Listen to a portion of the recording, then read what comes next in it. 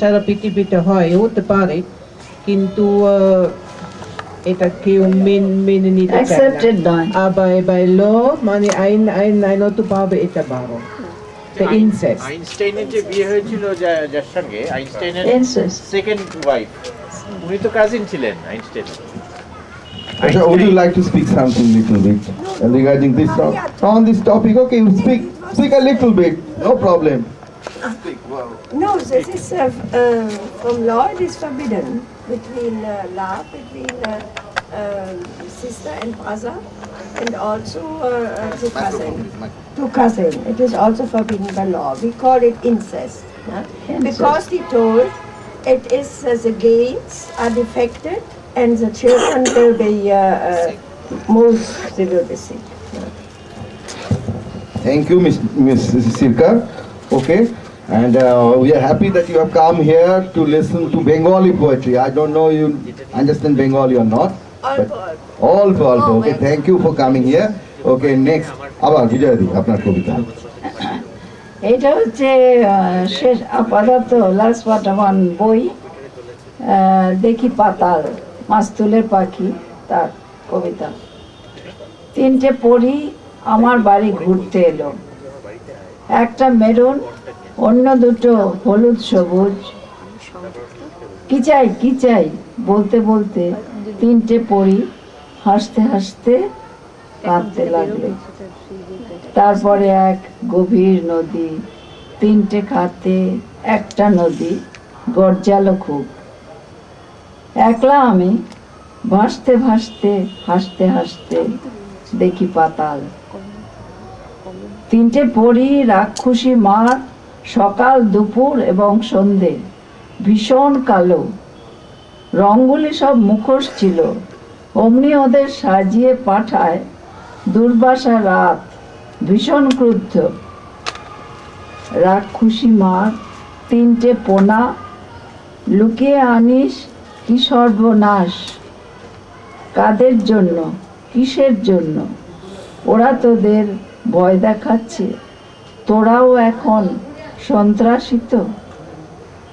একলা আমি ডুবতে ডুবতে পুড়তে পুড়তে দেখি পাতাল।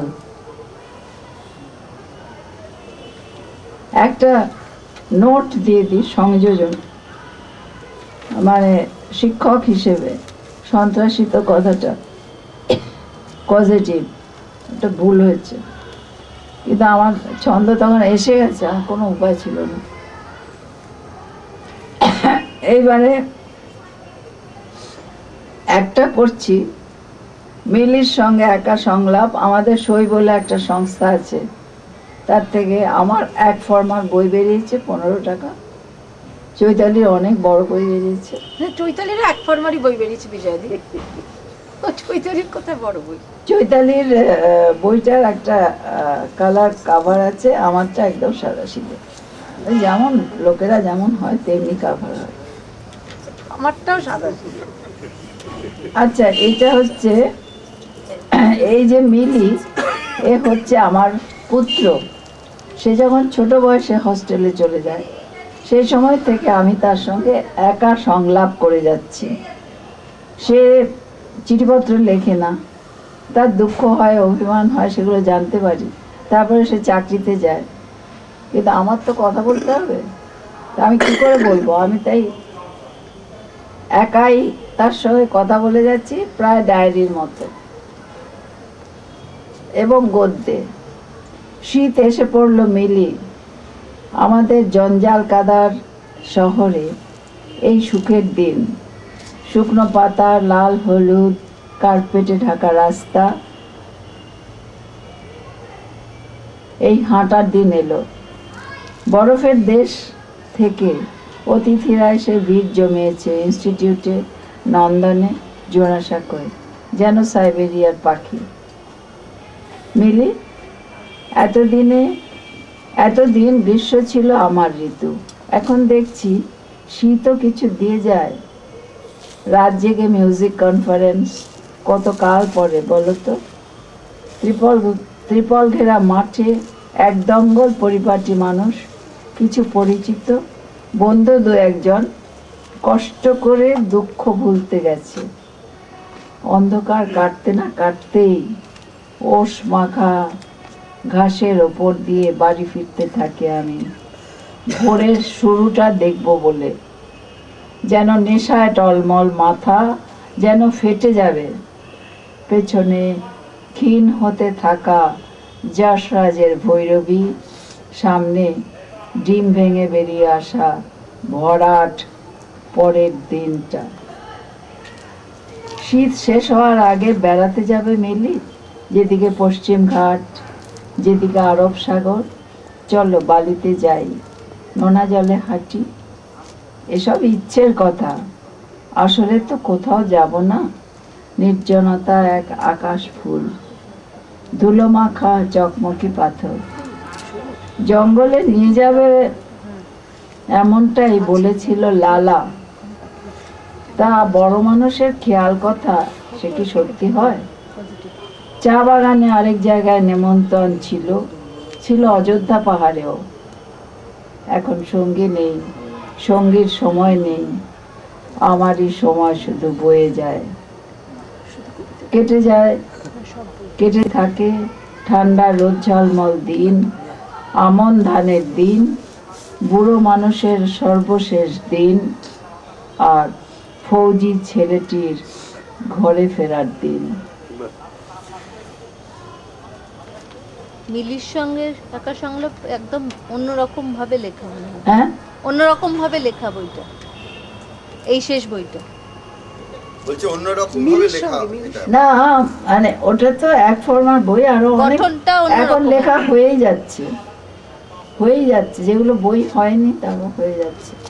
মিলি আসলে তো ছেলে, কিন্তু সে থাকে পশ্চিম ভারতে এখন।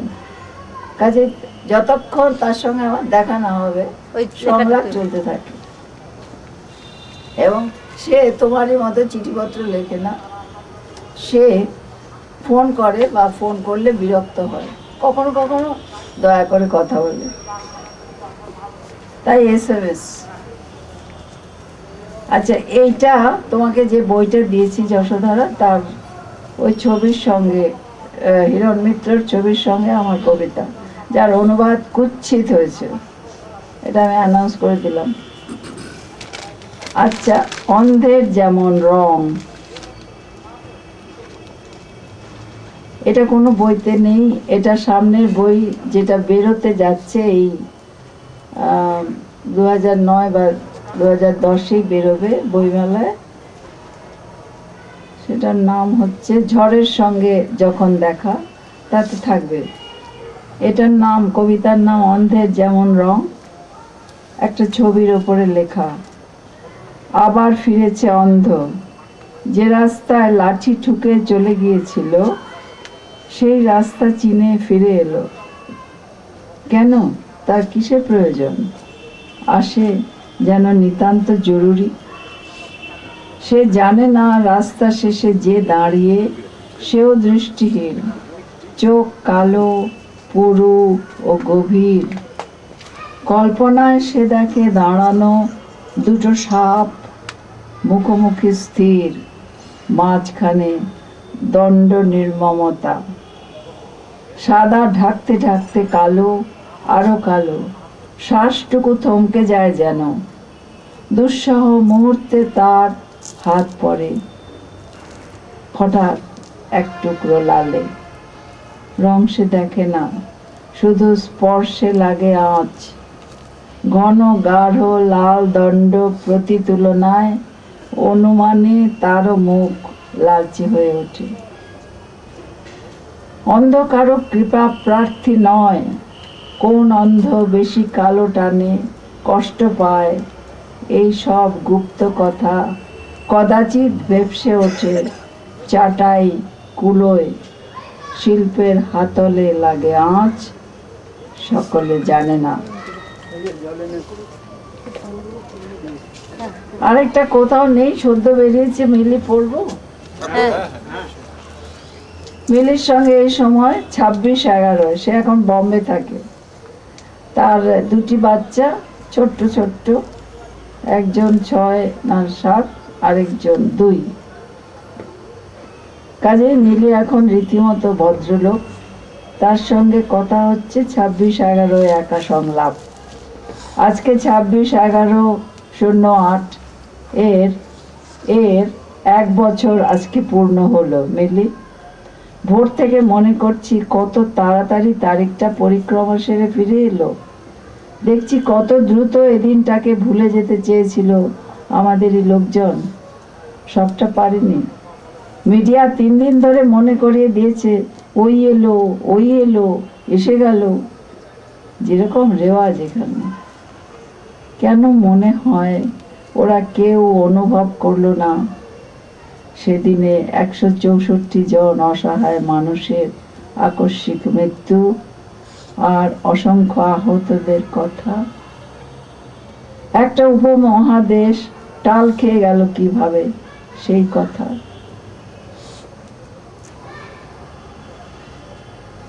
বলা হলো না রাজনীতির খেলা ছেড়ে একসঙ্গে রুখে দাঁড়ানোর প্রতিজ্ঞার কথা। শুধু কাগজ আর পর্দায় কি দেখালো? ইহুদি জনজাতির শোক প্রতীক হয়ে কোলে কোলে ঘুরল 3 বছরের মোশে হালসবার্গ। 2 বছর বয়সের স্মৃতি বাচ্চাদের থাকে না, তাই সে 1 বছর আগে মৃত মা বাবাকে দেখিয়ে বলেছে বারবার, ওরা কোথায়? ওরা গেল বছরের কথা আমি ভুলতে পারিনি মিলি। সকালে হঠাৎ কাগজে হেডলাইন দেখেও আমি দেখিনি, চোখ ফিরিয়ে নিয়েছি। না দেখার ভান করে ছুটে গেছি একাডেমির শিডিউলে।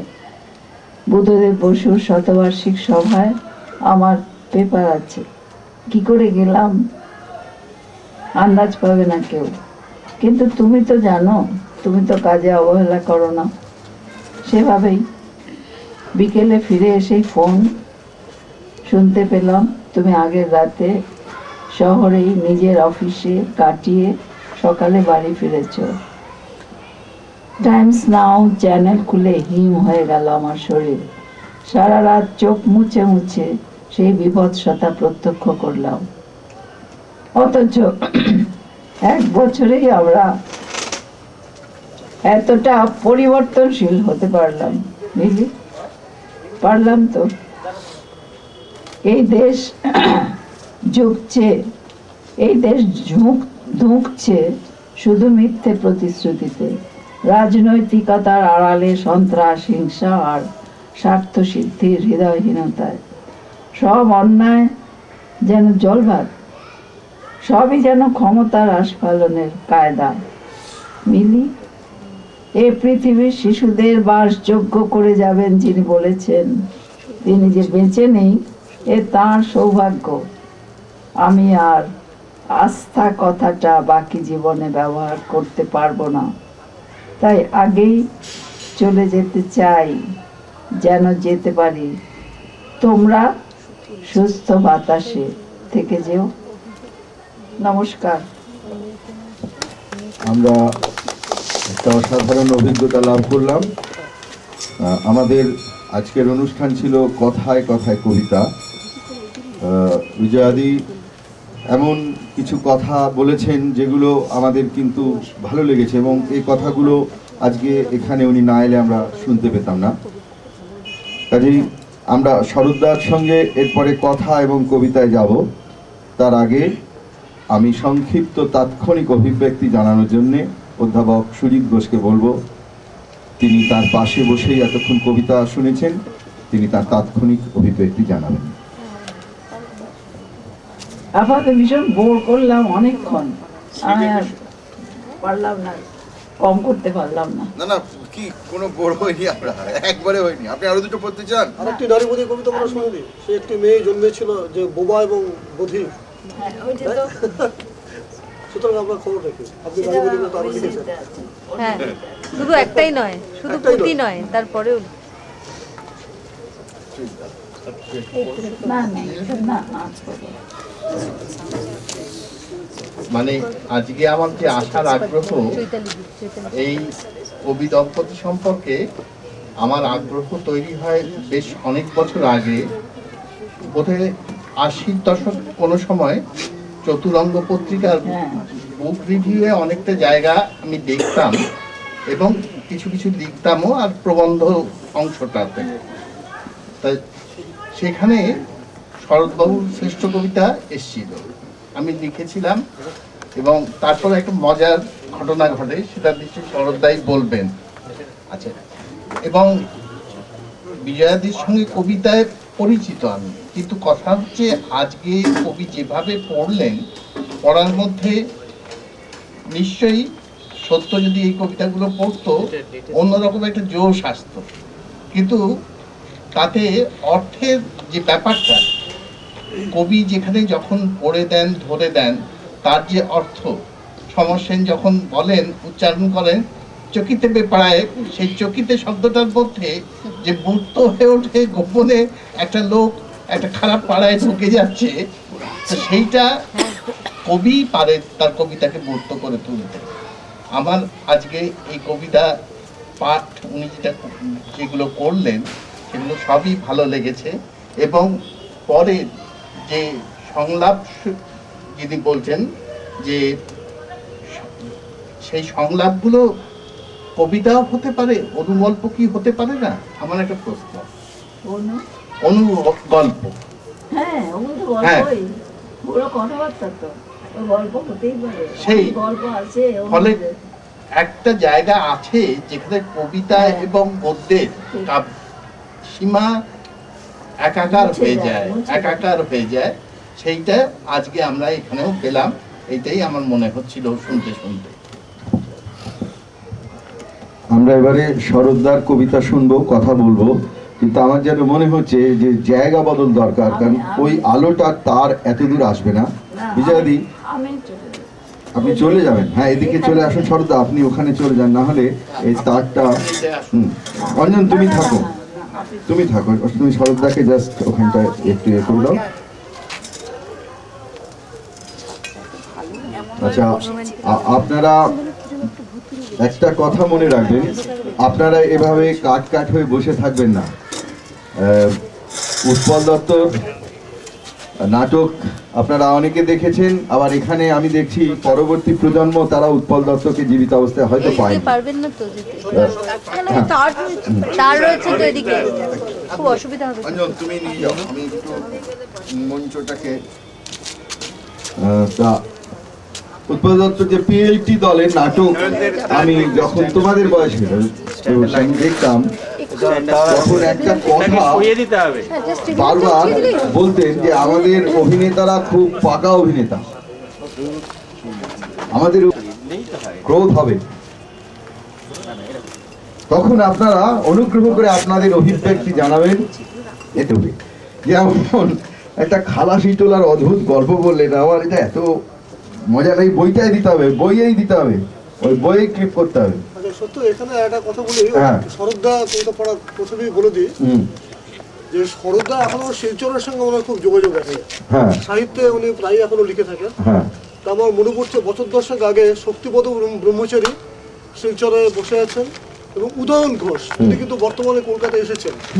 তা শরৎদার অবগতির জন্য জানাই, শরৎদার কোনো একটি কবিতা আমার শক্তিতে বললেন যে লেখাটি পড়েছি, পড়ে আমি ছুটেছি উদয়নের কাছে, উদয়ন তুমি কি এটা পড়েছো? এবং যখন উদয়নের কাছে উনি পৌঁছলেন, উদয়ন তখন অন্য রাস্তায় শক্তিদার বাড়িতে। এইভাবে পরস্পরকে খুঁজতে খুঁজতে ওরা ঘন্টা দুয়ে কাটিয়ে দিয়েছে। তা কবিতাটা আমি তখন শক্তিদার মনেও রেখেছিলেন। আমি এই মুহূর্তে কবিতাটা মনে নেই, কিন্তু আজকে আমার আগ্রহ হচ্ছে উনি যে কবিতাগুলো পড়বেন আমি নিশ্চিত তার মধ্যে ওই কবিতা থাকলে আমার মনে পড়ে যাবে। আচ্ছা ঠিক আছে, দেখা যাক, সেটা হতে পারে। আচ্ছা সেটা আমি আবিষ্কার করতে পারি। শরৎদাকে শুরু করার আগে আমাকে একটা এমন মজার কথা বললেন যে খালাসি টোলায় নাকি কি রামদা নাকি, মানে ঘন্টা শেষ হওয়ার আগে কালিদা লাস্টে ঘন্টা দিয়ে বলতেন গ্লাস সামলান, গ্লাস সামলান, গ্লাস সামলান। ব্যাপারটা হচ্ছে আলো নিভে যাওয়ার পরে তারা নাকি বেরোবার সময় গ্লাসটা যদি হাতে ধরে না রাখা হতো, তাহলে যে যার অন্যের গ্লাস থেকে নাকি নিয়ে খেয়ে দিয়ে পালিয়ে যেত। এরকম মজার মজার কথা গাড়িতে শুনতে শুনতে এসছি। শরৎদা আপনি নিজে যেভাবে খুশি শুরু করুন, আপনি যা খুশি করতে পারেন, যা তা পারবেন না, কিন্তু যা খুশি করতে পারেন আপনার অংশ আপনাকে ছেড়ে দিন। আপনারা এতক্ষণ ধৈর্য ধরে গম্ভীর সিরিয়াস ধরনের অনেকগুলি কবিতা শুনলেন। এতে আপনাদের এই ধৈর্যের প্রশংসা করতে হয়, এবং আমি ভাবছি যে এরপরে আরও 1.5 ঘন্টা যদি আপনাদের ধৈর্যের প্রশংসার চেষ্টা পরীক্ষা করি, তাহলে আপনাদের বোধহয় আর মুখ সাজাবে, হ্যাঁ অবস্থা হবে। তা আমি একটু আমার মতো করে 2-4টে কবিতা পড়ি, আর 2-4টে গল্প সেই সময় উঠে আসবে। তো একটু আগে কি একটা প্রসঙ্গে বললে যে শরৎদা তার উত্তর দেবেন, সুরজিতের। হ্যাঁ, সেটা হচ্ছে যে হ্যাঁ সে হচ্ছে কি আমার শ্রেষ্ঠ কবিতা বইটা বেরিয়েছে, তো সেটা নানা জায়গা থেকে রিভিউয়ের জন্য গেছে। তো চতুরঙ্গ পত্রিকাতেও রিভিউয়ের জন্য গেছে। চতুরঙ্গ পত্রিকা থেকে রিভিউ করার জন্য সুজিত ঘোষ মশাইকে দেয়া হয়েছে। সুজিত ঘোষ মশাই সেই বইটা রিভিউ করেছেন চতুরঙ্গ পত্রিকায়, এবং সেখানে নিজস্ব নামে সুজিত ঘোষ এই নামেই রিভিউ করেছেন। আমি সুজিত ঘোষ বলে কাউকে চিনি না, কার কোনো লেখা এর আগে পড়িনি, কিন্তু আমাদের বন্ধুদের মধ্যে সুরজিৎ ঘোষ বলে একজন ছিলেন, তিনি প্রমা পত্রিকার স্বত্বাধিকারী। না না, এই ঘটনাটা হয়েছে। তারপরে আমি এক সময় সুরজিৎ ঘোষের সঙ্গে দেখা হয়, তখন সুরজিৎ ঘোষকে বললাম যে তোমার লেখা আমার বইয়ের রিভিউ আমি পড়লাম, এতে বুঝতে পারলাম যে তুমি কতখানি আমাকে ভেতর থেকে চেনো, যে ওই সমস্ত জায়গায় উল্লেখ করে সেই ব্যাপারগুলো তুমি লিখতে পেরেছ।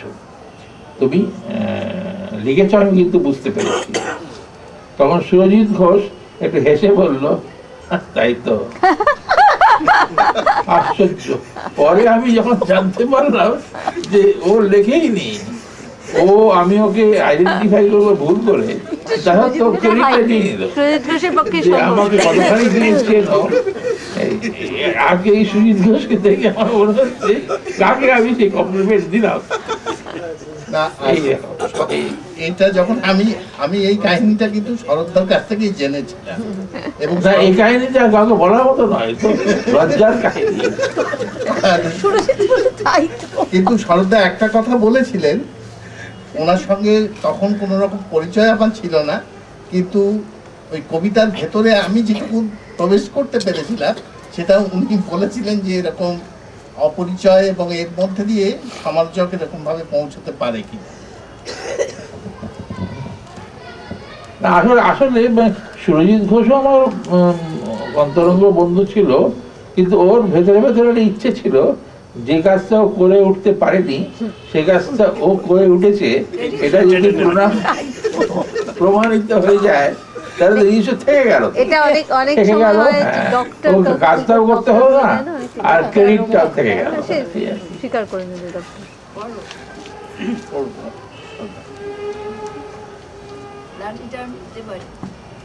না না ঠিক আছে।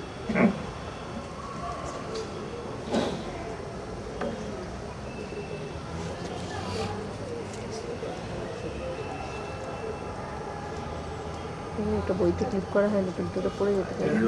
লাইটটা একটু ইয়ে করো, ক্ল্যাম্প করো। ওটা কিন্তু ক্ল্যাম্প করতে হবে, বইয়ের সঙ্গে লাগিয়ে দিতে হবে। এই যে এটা দাও তো, এটা দিয়ে দাও, একটু চেঞ্জ দিয়ে দাও। ক্ল্যাম্প করো, এই তো ক্ল্যাম্প করে দিচ্ছে। এই ক্ল্যাম্প করাটা কি জিনিস? এই যে ও নড়বে না, নড়বে না, এটা নড়বে না, নড়বে কিন্তু পড়বে না। নড়বে না। ও এটা খালাসি তোলা, খালাসি তোলা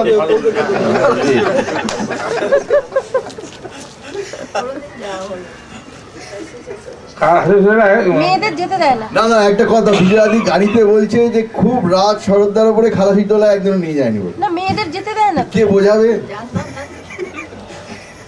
খালাসি তোলা এমনি যাওয়ার জায়গা হিসেবে খুব খারাপ জায়গা নয়, ওটা একটা দেশি মদের খাওয়ার জায়গা, এবং কলকাতা শহরে এরকম শয়ে শয়ে দেশি মদের দোকান আছে, সেখানে বিক্রি হয়, লোকে কিনে নিয়ে যায়।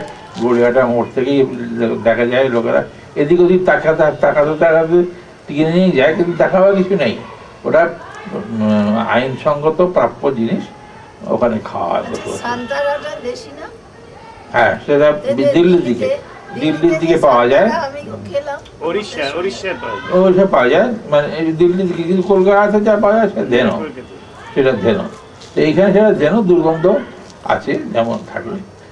তো আমাদের খারাচিটুলায় প্রবেশের লাইসেন্স দিয়েছিলেন কমল কুমার মজুমদার। কমল কুমার মজুমদার একজন খুবই নামকরা আর্টিস্ট এবং সাহিত্যিক। তারই ল্যাস ধরে আমরা ভেতরে ঢুকেছিলাম।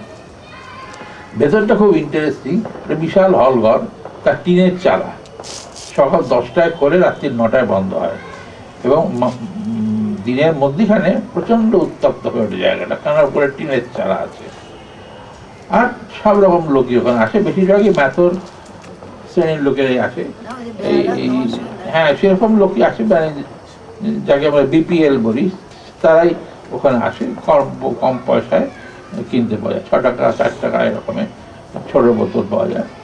যারা অন্য বেশি দাম দিয়ে কিনতে পারেন তারা ওইখানে কিনে খায়। তা আমরা তো কমলবাবুর শিষ্য হিসেবে গেছিলাম। আর কমলবাবুর ওই জায়গার কমলবাবুর কতগুলো ছিল, কতগুলো জেদ ছিল। যেমন কমলবাবু দেশি মদ ছাড়া, দেনো ছাড়া অন্য জিনিস খাবেন না। সে যত মূল্যবান জিনিসই হোক, উনি সেই জিনিস, শুধু হুইস্কি, রাম সমস্ত খেতেন না, শুধু এই জিনিস খেতেন। যার ফলে ওর শিষ্য ইন্দ্রনাথ মজুমদার, যে সুবর্ণরেখার মালিক, সে শান্তিনিকেতনে থাকে। সে প্রত্যেক সপ্তাহে এখান থেকে যায়, 1 টিন করে কেটি খালাচিট্টোলার জিনিস নিয়ে যায় ওখানে। কারণ ও চেলা হিসেবে ও জিনিস ছাড়া অন্য জিনিস কিছু খায় না। এবং এরকম শোনা গেছে যে শক্তি মারা যাওয়ার আগের দিন ওই সেই টিন থেকে কিছুটা পান করে গেছিল, পরের দিন মারা যায় বলে।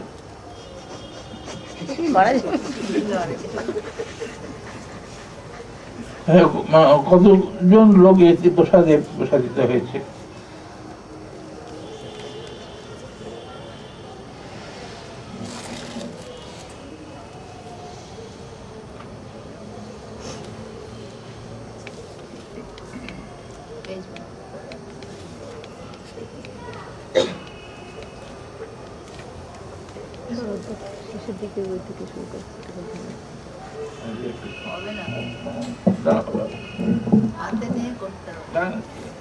হাতে দেবো না, অঞ্জনীকে খুঁজে দাও না, বসো না, তুমি হেল্প করো। আপনাকে বিজয়াদিকে পাঠিয়ে পাঠিয়ে দেবে যাতে।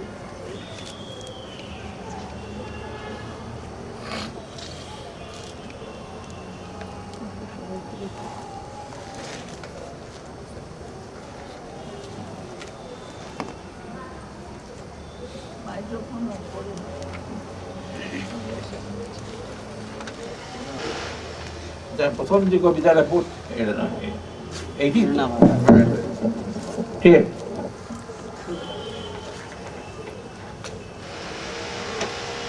প্রথম যে কবিতাটা পড়ছি তার নাম ডায়াসপোরা।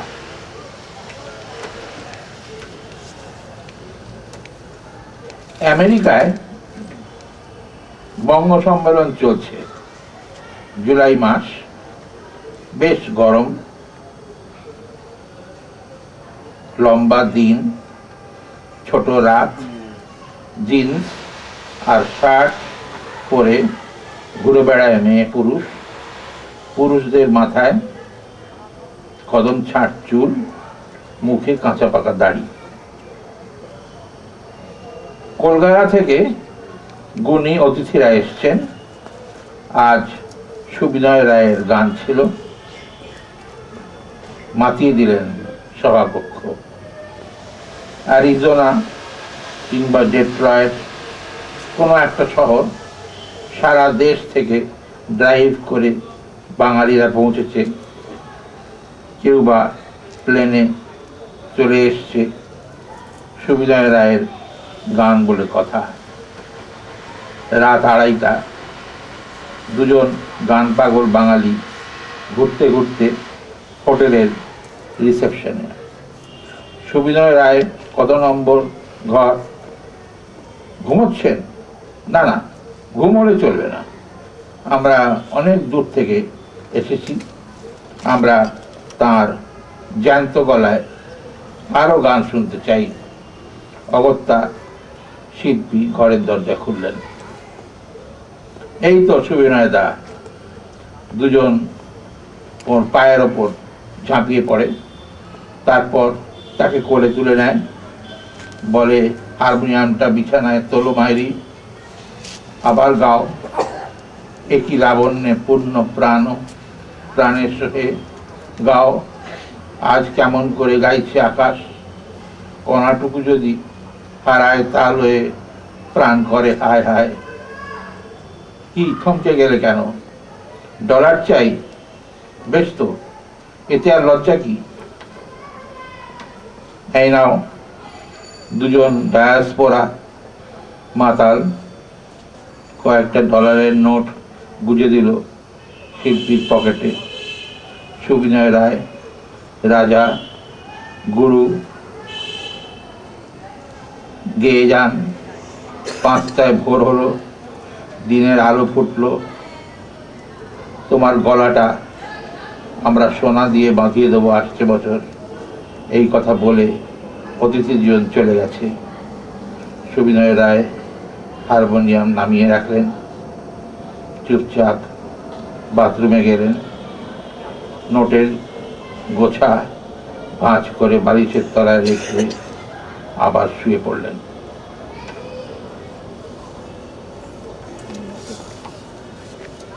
এটা গল্প কথা নয়, এটা এর পেছনে একটু সত্যি ঘটনাও আছে।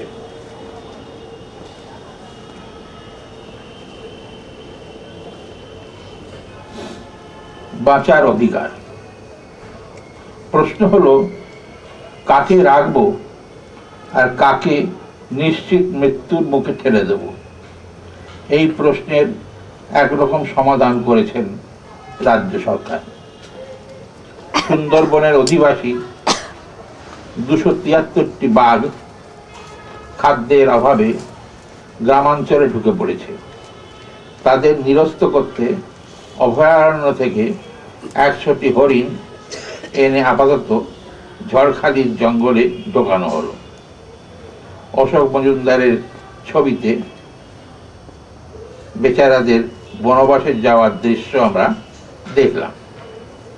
নিরীহ গো বেচারা হরিণেরা জানে না তারা বংশবৃদ্ধি করতে নয়, বাঘের খাদ্য হতে যাচ্ছে। যদিও মাত্র 100টি হরিণ ওদের 1 সপ্তাহের খোরাক, অর্থাৎ পরে আরো হরিণ আসবে। আমার প্রশ্ন, হরিণ আর বাঘ উভয়ই সুন্দর, তবে বাঁচার অধিকার হরিণের না হয়ে বাঘের কেন থাকবে? দুর্বলকে মেরে দুর্বৃত্তকে পোষণ করা, এই কি রাজনীতি?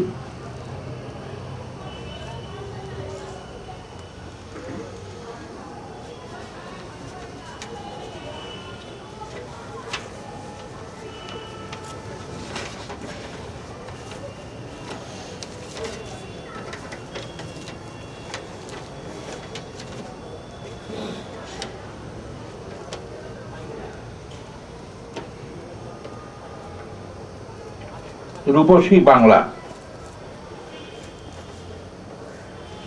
মহাশ্বেতা বলেছেন তিনি রবীন্দ্রনাথের আদর্শে বড় হয়েছেন। ওরকম বলতে হয়।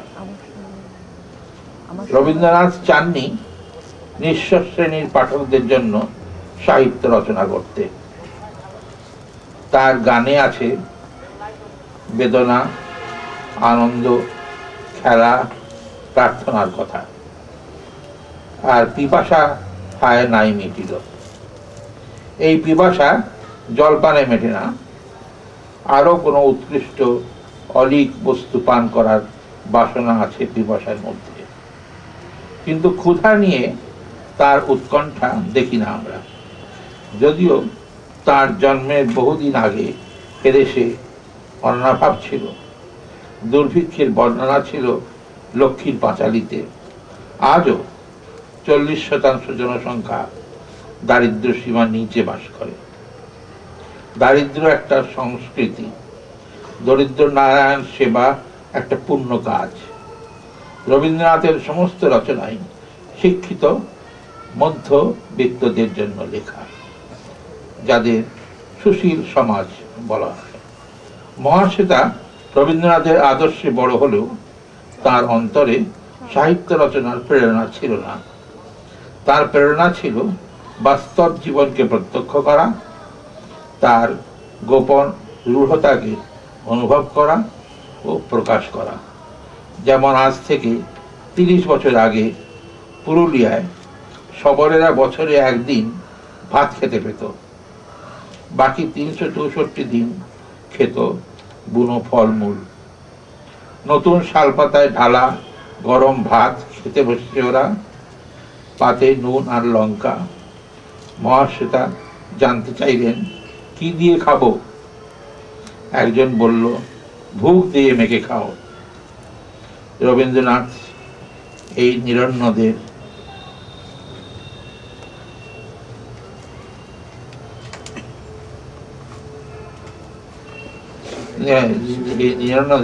শিরাইদহের বোট থেকে বা পার্ক স্ট্রিট থেকে জোড়াসাঁকোয় ফিরবার সময় দেখেননি।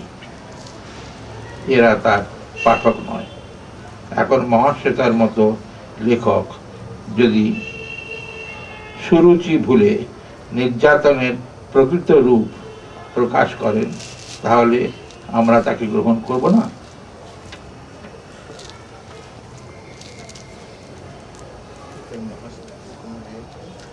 না, উনি তো বললেন যে না, তোর সঙ্গে গাড়িতে কথা হলো, উনি বললেন হ্যাঁ আমার সামনেই তো এই ঘটনা ঘটেছে। আসলে আমি ওর ইন্টারভিউ থেকে নিয়েছি। হ্যাঁ, আমার সময়, শারদীয় আমার সময়তে বেরিয়েছে কবিতাটা বোধহয়। হ্যাঁ হ্যাঁ হ্যাঁ। কবিতা এবং উনি এই ঘটনাটা ওই ইন্টারভিউতে লিখেছেন। তবে অন্য আর একটা ইন্টারভিউতে উনি বলেছেন যে আমি রবীন্দ্রনাথের কাছ থেকে লিখেছি, সেটা মিথ্যে কথা। এটাও আমি এই সঙ্গে ঢুকিয়ে দিচ্ছি। আপনি ইদানিং কিছু এরকম ব্যক্তিদের নিয়ে লিখেছেন, যেমন কার্ল মার্কসকে নিয়ে একটা লেখা লিখেছিলেন। হ্যাঁ, সে লিখছি তো। আছে ওটা? আছে না, ওটা আনিনি, আমি বইগুলো এনেছি। সরদা, এই বইটা থেকে ঘুমের বড়ির মতো চাঁদ, এর মধ্যে যে রন্ধন শিল্প আছে, রন্ধন শিল্প যে সিরিজটা আছে, ওটা একটু শোনান। আচ্ছা, এই কবিতাটার পরিপ্রেক্ষিতে একটা ছোট্ট প্রশ্ন করছি। মানুষের মধ্যে কি স্ববিরোধিতা থাকে? থাকা উচিত নয়, উচিত নয়। অন্তত যে গ্রেট ম্যানদের থাকা উচিত নয়। মানুষের প্রত্যেকটা মানুষের মধ্যেই স্ববিরোধিতা থাকে। না, সে মানুষ নয়, অমানুষ। শরৎচন্দ্র তো একটা সমাজ অমানুষ ছিলেন, খানিকটা অমানুষ ছিলেন। এটা কিন্তু আপনার মত? হ্যাঁ, আমার মত। সকলের সার্বজনীন মত? না, নিশ্চয়ই। শরৎচন্দ্রকে অমানুষ বলার মতো তো সবাই না, সেটা তাই না। আমার শুধু একজন এও লিখেছেন যে ইনি রবীন্দ্রনাথের ভেতরে কীটের সন্ধান করছেন। রবীন্দ্রনাথের কীট ছিল, সেটা না বলা কি আছে? রবীন্দ্রনাথের মধ্যে অনেক মানুষই আছে যারা মহামূল্যবান জিনিসগুলো দেখে, বোঝে, তাদের জিনিস থেকে অনেক আত্মীকরণ করবার চেষ্টা করে, তো জিনিসটা খুব সোজা নয়। সেখানে শ্রদ্ধাবোধটা আছে, কিন্তু যখন উনি সাহিত্য রচনা করছেন তখন তিনি সেখানকার বাস্তব চিত্রটা দেখিয়েছেন। এর মধ্যে তো কোনো, আমি তো অরণ্যের অধিকার পড়েছি, এর মধ্যে তো আমার কোথাও কুরুচিপূর্ণ বা কুরুচিপূর্ণ কেন হবে? না, ওটা তো খুব বাস্তব চেহারাটা দেখিয়েছেন। অরণ্যের অধিকারের মধ্যে তো বাস্তব চেহারা নিশ্চয়ই আছে। হ্যাঁ, যারা অনেক দিন আনে দিন খাটে, যারা বিদ্রোহটা করলোই ঠিক মতো খেতে পায় না বলে, যারা নুন ভাত বুক দিয়ে খাও, একদম বাস্তবতা। শরৎচন্দ্রেরও তো কালাম একটি ছাত্রীকে পড়াতে গিয়ে মহামারী দুটো কি এক জিনিস হলো? সাহিত্যে এক জিনিস খুঁজবো কেন? না, বছরে একদিন খেতে পায় ভাত, সেই রকম লেখক যদি গল্প। আর একটা হচ্ছে বছরে 365 দিনই ভাত খেতে পায়, কিন্তু কবিতা রেখে ভাতের গন্ধ নিয়ে। এই জন্য শুধু মহাশ্বেতা ভট্টাচার্য কেন, আজকাল বাস্তবতার চালচিত্র নিয়ে অনেকেই লেখেন, তার মধ্যে শুধু মহাশ্বেতা ভট্টাচার্যকে আলাদা করে দূষণীয় করার কোনো অর্থ নেই। দূষণীয় তো করা হচ্ছে না, ওর ভাবনা রিফ্লেকশনটা দিয়েছে। আমি তো প্রশংসাই করছি যে রবীন্দ্রনাথের মুখ দিয়ে, রবীন্দ্রনাথের হাত দিয়ে এমন লেখা বেরোয়নি যা মধ্যবিত্ত শিক্ষিত মধ্যবিত্তদের জন্য নয়। যারা, মানে আমরা মনে করি যে যারা লেখাপড়া জানে এবং যারা লেখা পড়তে পারে তাদের জন্যই লেখকরা লিখে থাকেন সাধারণত। কিন্তু যারা পড়বে না, যারা লেখাপড়া জানে না, যারা ভাষার কোনো সম্পর্ক নেই, তারা তো লিখিত সাহিত্য পড়ে না। তাছাড়া তাদের জন্য লিখে কি লাভ আছে? যারা আমার লেখা পড়বে, আমার লেখা বুঝতে পারবে, তাদের জন্য লিখছে। ফলে লেখকরা যাদের জন্য লেখে তারা ওই শিক্ষিত মধ্যবিত্ত। সুতরাং এই যাবৎকাল যা লেখা হয়েছে এইরকম লেখাই হয়েছে। বরং আমি বলবো মহাশয় দেবী কয়েকজন লেখকের মধ্যে একজন, যিনি এমন সমস্ত চরিত্রের জন্য লেখেন, এমন সমস্ত সমাজের লোকের জন্য লেখেন তারা পড়বে না, মধ্যবিত্ত সমাজের লোকেরাই পড়ে তারাই বুঝতে পারবে কাদের জন্য লেখা উচিত, কাদের জন্য লেখা হচ্ছে না, কাদের বেঁচে থাকার এই রকম দুর্দশা থাকা উচিত নয়। এইটি মহাশ্বেতা দেবীর লক্ষ্য। তাই মহাশ্বেতা দেবী গ্রাহ্য করেন না ওর লেখা সাহিত্য হলো কি সাহিত্য হলো না। ওর লেখা দুখানা বই আমি রিভিউ করেছিলাম, বলেছিলাম এই বই সাহিত্য পদবাচ্য হয়নি, উনি গ্রাহ্য করেননি, হয়নি। কারণ উনি সাহিত্য করতে যাননি, উনি সাহিত্য এলাই তো সাহিত্য বলতে যা বোঝায় তা উনি করতে চাননি। উনি চেয়েছেন বাস্তব তুলে ধরতে, যেটা খবরের কাগজ যতটুকু বলে তার চেয়ে একটু বেশি বলেছেন।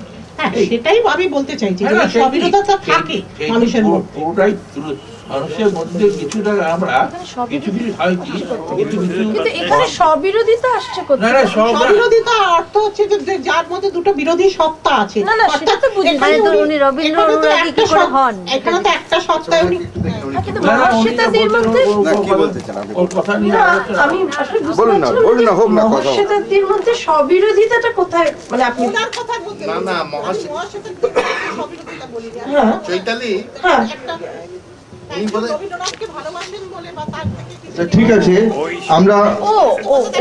আমরা সমস্যাটা বেরিয়েছে। শরৎদা আপনি যা মনে করেন বলুন, ব্যাস আমরা মানি না মানি সেটা না আমাদের শরৎদা, ব্যাপার। এখানে আপনি কিন্তু কার্ল মার্কসের উপর লেখাটিতেও কার্ল মার্কসের একটা সবিরোধিতার জায়গা দেখিয়েছেন, মানে যেখানে বলেছেন যে সে ব্যক্তি হিসেবে অত্যাচারী ছিল, এরকম আমার যতদূর মনে পড়ছে, তাই নয় কি? হ্যাঁ ওই রকম আছে। মানে উনি যেমন মাও জেদং ছিলেন চীনের চেয়ারম্যান, তিনি চীন দেশকে রক্ষা করেছেন, চীন দেশকে বাঁচিয়েছেন। সেই সময় চীন দেশে রাজনৈতিক আলোচনার জন্য কিসিঞ্জার দিল্লি থেকে আমেরিকা থেকে চায়নায় গেছিলেন কনফারেন্স করতে। তো সেইখানে মাও জেদং বলছেন কিসিঞ্জারকে, কিছুদিন আগে সে খবর বেরিয়েছে যে আমরা তো গরিব দেশ, আমাদের এক্সপোর্ট করার পণ্য খুব বেশি নেই, তবে আমাদের মেয়ে আছে অনেক, আমি তোমাকে 1 কোটি মেয়ে দিতে পারি, তুমি সেই মেয়ে নিয়ে তুমি আমাকে তার বদলে খাদ্যশস্য দাও। এখন এই যে কথাটা উনি বলেছিলেন এটা রেকর্ডে আছে, কিন্তু তারপরে 1 কোটি মেয়ে চীন থেকে যায়নি। কিন্তু যদিও মাও জেদং বলেছিলেন যে 1 কোটি মেয়ে তুমি নাও, তারা বেশ ভদ্র, তারা খুব সভ্যভব্য এবং তারা তোমার দেশের উপকারী করবে। অফিশিয়াল রেকর্ডে আছে, অফিশিয়াল রেকর্ড, আমি খবরের কাগজে কাটিং আমাকে শোনা যায় সেটা হচ্ছে 1 কোটি মেয়ে নাকি 200 মেয়ে। অফিশিয়াল রেকর্ড আছে, অফিসিয়াল থাকতে হবে, তাই না? অফিসিয়াল রেকর্ডে যেটা শোনা যায় সেটা হচ্ছে যে 1 কোটি মেয়ে না, আর আমেরিকা বড় জার্নালিজম করে না, যেটা শোনা যায় যে ওই 1 কোটি মেয়ে নাকি মাও জেদং নিজের মেয়ে। না না না, উনি চীনের কোণে কোণে নাকি বীজ বপন করেছেন 10টা। ওর নিজের অবিবাহিত অবস্থায় 10টি সন্তান ছিল, তো সে তো উনি যাই হোক, আমি এগুলো নিন্দা না, মনে রাখবেন আমি অস্বস্তিতে প্রসঙ্গান্তরে যাচ্ছি না, কারণ এটা খোলামেলা আলোচনা। আমি বলছি আমরা একটা কবিতা শুনি, আমরা একটা কবিতা শুনি এরপরে, ঠিক আছে? আমরা একটা কবিতা শুনি, খোলামেলা অকপট আলোচনা রন্ধন হচ্ছে। শিল্প, শরৎদা রন্ধন শিল্প একটা কবিতা শুনি আবার, তারপরে আবার আরেকটা বিতর্ক উঠুক, তখন আবার সেই বিতর্ক দেখা যাক কোন দিকে যায়। শরৎদা আরেকটা কবিতা এবারে আছে। কেন শরৎদার গোটা বইটা আছে তো, কাব্য সমগ্রটা আছে। আমি এই জন্যই পড়তে চাইছিলাম যে আমার দেখে অনেকে অপছন্দ করেন বলে। এ কি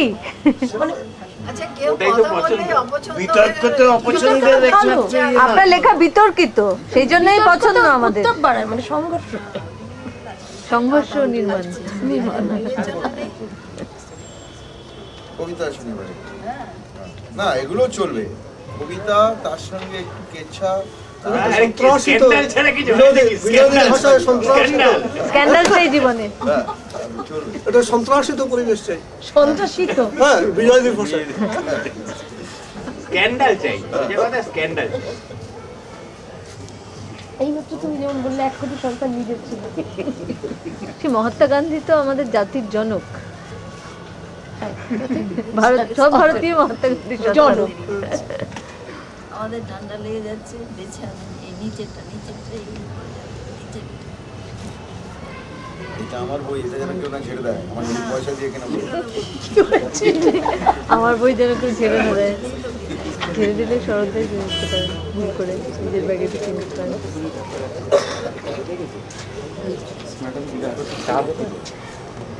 চা কি আসবে?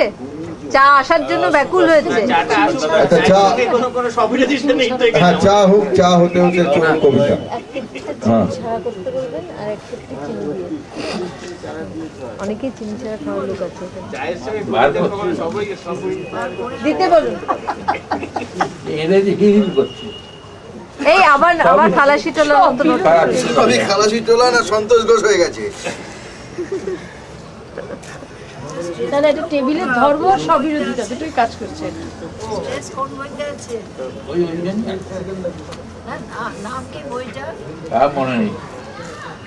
বিজয়দি বললেন তো এক্ষুনি স্ট্রেস সিরিজ। হ্যাঁ, বিজয়দি তো বললেন তো, ওই যে বইটা ছোট্ট বইটা বেরিয়েছিল তোমার, একটা যে কোনো কবিতা শুনি কি আছে, ওই যে অনু বইটি, যাতে আপনি আপনার কবিতা, কিছু কিছু কবিতা ছিল বিজয়দের, মানে মূলত আপনার কবিতা।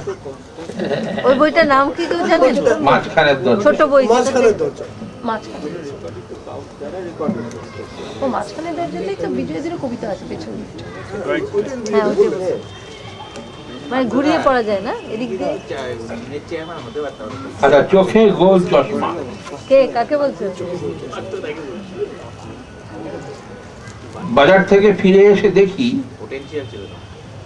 100 টাকার নোট থেকে বেরিয়ে আমার শোয়ার ঘরে খাটের এক কোণে হাঁটু মুড়ে বসে আছেন গান্ধীজি, চোখে গোল চশমা, মন দিয়ে কি একটা বইয়ের পাতা উল্টাচ্ছে। জিজ্ঞেস করলাম কি বই ওটা? উনি বললেন প্যারে লাল, বড় ফেনিয়ে লেখা। যেন তখন একদিকে ছিল আক্রোশ, অন্যদিকে অস্থিরতা, মাঝখানে রাজশক্তির চালাকি, আর আমি একা। দেশটা 3 টুকরো হয়ে গেল। নরম জিনিস কাটতে খুব ধারালো ছুরির দরকার হয়। বই থেকে মুখ তুলে গান্ধীজি বললেন, এখন জিন্না নেই, জওহরলাল নেই, মাউন্টব্যাটেন দম্পতিও প্রয়াত, অনেকেই নেই। আক্রোশ আর অস্থিরতা অনেক স্তীমিত। এখন স্বাধীনতার পর 3য় প্রজন্ম মহানন্দে ক্রিকেট খেলা দেখছে। এতদিন পর সবাই বুঝতে পেরেছে যে দ্রুত চলতে গেলে মিলেমিশে চলাই ভালো। গান্ধীজি খাট থেকে নামলেন, চটি পড়লেন, বললেন, আমি এবার বর্ডারে গিয়ে দেখতে চাই মানুষ স্বচ্ছন্দে এপার ওপার করছে, জিনিসপত্র আনা নেওয়া চলছে নির্ভয়ে, কোনো পার্টিশন নেই। আমি দেখতে এসেছি 3টে কাটা টুকরো আবার জোড়া লেগে গেছে আগেকার মতো। আমি বলি, একটু দাঁড়ান, লিফট আসছে, হেঁটে নামবেন কেন? উনি বলেন, না। লাঠি ঠুকতে ঠুকতে তরতর করে সিঁড়ি দিয়ে নেমে গেলেন।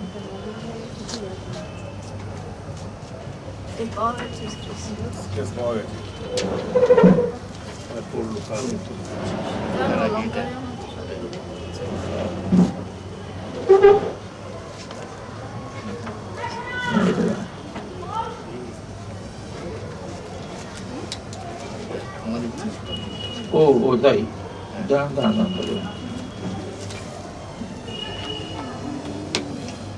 হারিয়ে না যায়।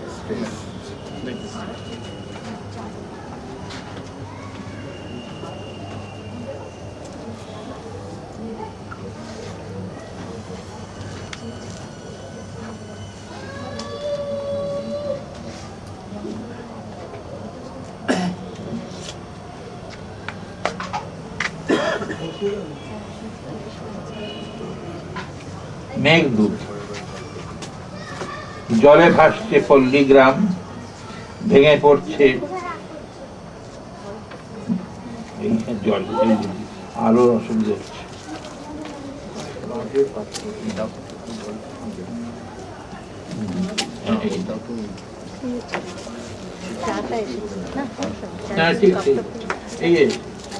জলে ভাসছে, জলে ভাসছে পল্লীগ্রাম, ভেঙে পড়ছে বাঁধের পাথর, তেড়ে আসছে জলস্রোত, তার সামনে কাদা মাখা ভোর, আলতা পরা পা দুখানি, খাটো একটা হলদে রাঙা শাড়ি। আমরা দুজনে ভিজছি, অপুষ্ট রোগাটে এক নারী, আর সদ্য গজানো চোয়ারে পুরুষ হেঁটে খুন। বাড়ি ফিরলে দেখতে পাবো বকুনি ও পান্তা ভাতে নুন। তোরা একটু বড় লোক, তপ্ত ভাতে আলু সিদ্ধ পাস, তার সঙ্গে কাঁচা লঙ্কা। বেমালুম সুমিত্রা বিশ্বাস। ভুলে গেছিলাম আজ 22টা বছর বাদে ঘুরে আকাশে মেঘের পুঞ্জ। টিপ টিপ বৃষ্টির দুপুরে পৌঁছে ফের মনে পড়ল ওই ময়লা মেঘের পিছনে আমাদের চিঠিগুলি রাখা আছে। আমরা মোটা পেয়ে গেছি। মনে দু একটা লাইনের স্মৃতি, মেঘ দেখতে দেখতে অভিমান। ভেসে উঠল কেন, আপনি যেখানে থাকুন শীঘ্র যান। প্যান্ডেলের নিচে দৌড়ে সেখানে আপনার প্রিয়জন দীর্ঘদিন অনুতপ্ত অপেক্ষা করছেন। তুই পুনা, আমি কলকাতার ফ্ল্যাটে, তুই তো গাড়ি ছেড়ে এখন আপনিতে উঠে আসি। আর বয়স হয়ে গিয়েছে ঢের বেড়ে, যোগাযোগ ভিন্ন কোনো সম্পর্ক টেকে না, মুছে যায় যেভাবে ছেড়েছে টান দূরবর্তী বৃন্দাবন আর মথুরায়। আমরা কৃষ্ণের নামে শুধু শুধু দোষারোপ করি, ভাবি না রাধিকা কেন গৃহবন্দী হয়েছেন যমুনা পাশরি। ইতিমধ্যে অন্য মেয়ে শরীরের সঙ্গে প্রেম হয়েছে আমারও, তা থেকে জেগেছে নেশা, না পেরে বিরহ। এই দাম্পত্যে আরো ঘন হলো মেলামেশা। অথচ একটি দিন আষাঢ়ের প্রথম দিবসে শান্তি নাই, মন্দাক্রান্তায় এটুকু বলে এসো বন্ধু সবই নয়, ভিক্ষা চাই।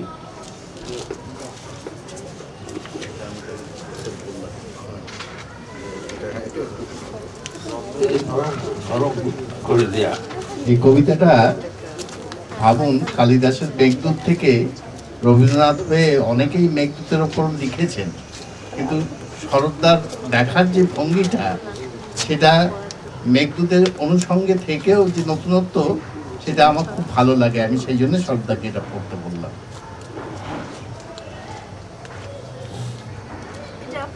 না, এটা শরৎদাকে দেবো। ও আচ্ছা, হ্যাঁ খাবেন, হ্যাঁ গলাটা ভিজিয়ে না।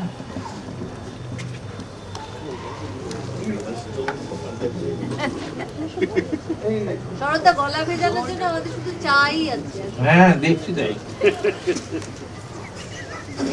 কজন অ্যাসিস্ট্যান্ট চাই তো? তুমি ধরো, আমি না, ঠিক আছে, ঠিক আছে।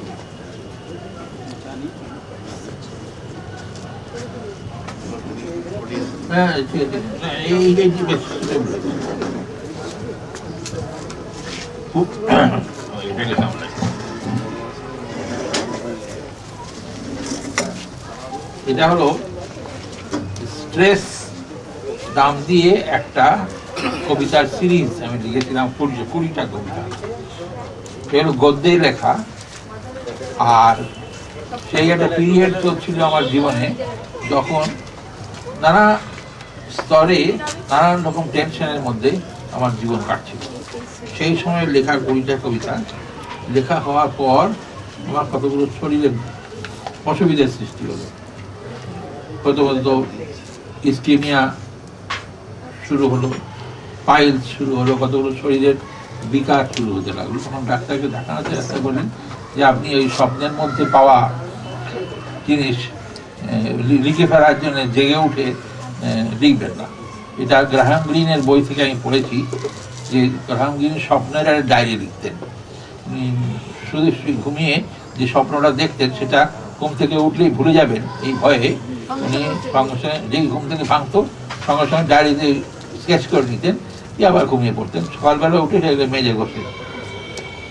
আমার সেই রকম কায়দায় 20টা কবিতা লেখা হয়েছিল, সেই 20টা কবিতা থেকে একটা পড়ছি। একটা না কয়েকটা।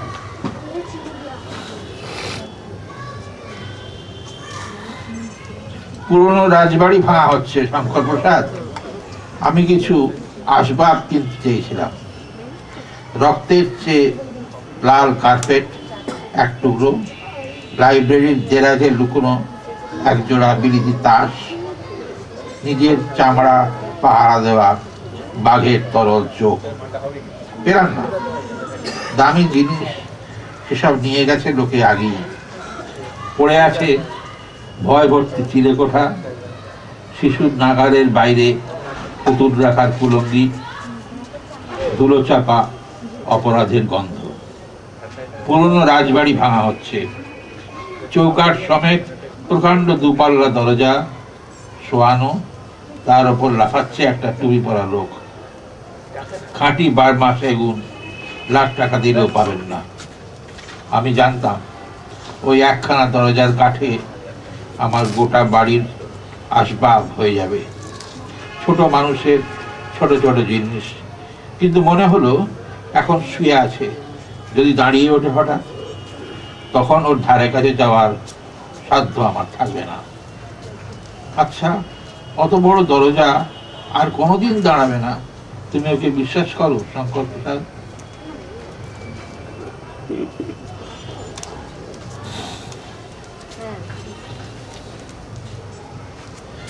একটা বড় কালো কুকুর বুলেটের মতো গা ঘেঁষে বেরিয়ে গেল। একটুর জন্য বেঁচে গেলাম। তাকিয়ে দেখি প্রকাণ্ড লোহার গেট সামনে, আর ওপরের বারান্দায় গোলগাল একটি মেয়ে চিরুনি দিয়ে চুলের জট ছাড়াচ্ছে। আমি বললাম, কুকুর সরান। সে বলল, ও তো দুষ্টু, কিছু বলবে না। ভেতরে ঢুকতেই একটা ছোট সাদা কুকুর আমার হাত কামড়ে দিল। একটুর জন্য রক্তারক্তি হয়নি। এবার আমি রেগে গিয়ে বললাম, আগে কুকুর সরান। সে বলল, ও তো মিষ্টু, কিচ্ছু বলবে না। ততক্ষণে আমি পাশের ঘরটায় ঢুকে ক্ষীর এঁটে দিয়েছি। দপদপ করছে কণ্ঠনালী। মেয়েদের বিশ্বাস করি না, কুকুর বিশ্বাস করি না, আর একটু হলেই ওরা আমায় মেরে ফেলতো। শঙ্কর প্রসাদ, সকাল হলেই তুমি চলে এসো, এখান থেকে আমাকে নিয়ে যাও। একটু থামাই। বিজয়াদি বললেন যে মেয়ে ছাড়া ওর চলে না, সবারই রয়েছে। মেয়েদের বিশ্বাস করি না, মেয়ে ছাড়া ওর চলে না, সবারই রয়েছে। বিজয়াদি বললেন, আমরা সমর্থন করলাম।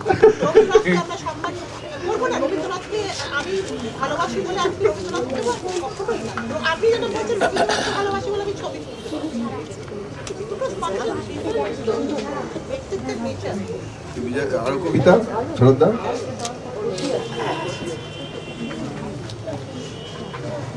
এইটা তো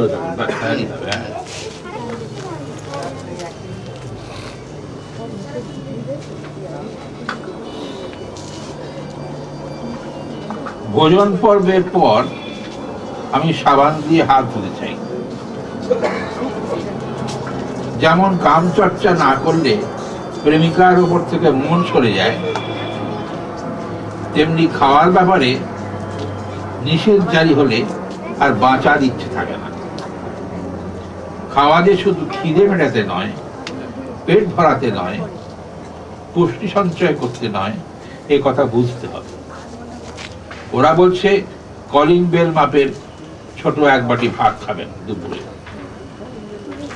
আর সবজি সেদ্ধ, আর টাটকা ফল, আর রাত্রিরে দুখানা রুটি। কাটা ফল আমার দু চক্ষের বিষ। ওরা বলছে মিষ্টান্ন বাদ, ডিম অস্পৃশ্য, মশলা একদম বারণ, তার মানে জীবন আস্বাদন করার দিন আমার ফুরিয়ে গেছে। এখন শুধু বেঁচে থাকার জন্য খাওয়া, তাই সঙ্গে এতগুলো ওষুধ। আমি মানতে চাই না। আমি বিশ্বাস করি খাওয়ার জন্য বাঁচা। খাওয়া মানে শিল্পের সুষমার তারিখ করা। যে সুষমা যত্ন করে রাধা মোচার ঘণ্টে থাকে, পুঁই শাকের চচ্চড়িতে থাকে, অমিয় চক্রবর্তীর কবিতায় আর সুনীল দাসের ছবিতে থাকে, তাকে তাড়িয়ে তাড়িয়ে উপভোগ করা। হরিপ্রসাদ চৌরাশিয়ার বাঁশিতে থাকার মতো। ভোজন পর্বের পর আমি সাবান দিয়ে হাত ধুতে চাই। চোখ, কান, নাক, জিভ আর স্পর্শের সুখ যদি শরীর আর না নিতে পারে, তবে শরীরে আমার কাজ নেই। এই পচে যাওয়া শরীর বহন করে কি লাভ?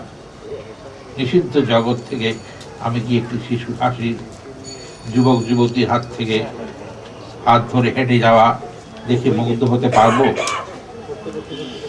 মোহ থেকে বিচ্ছিন্ন স্ত্রী পুরুষ তাই এত হিংসুক হয়। রোজ নতুন রং বেরঙের দিন আসছে, নতুন বাড়ি উঠছে কত, নতুন ভোগ্যপণ্যে ভরে যাচ্ছে পৃথিবী, আর এর কিছুই শোষণ করতে পারবো না। তাই না আমি নতুন প্রজন্মের নিন্দে করি, বলি এদের মূল্যবোধ নষ্ট হয়ে গেছে। আমাদের সময় পৃথিবী কত সুন্দর ছিল, পৃথিবী আরো সুন্দর হবে। আমার এই ছিবড়ে হয়ে যাওয়া অস্তিত্বের অবিসর্জন হোক।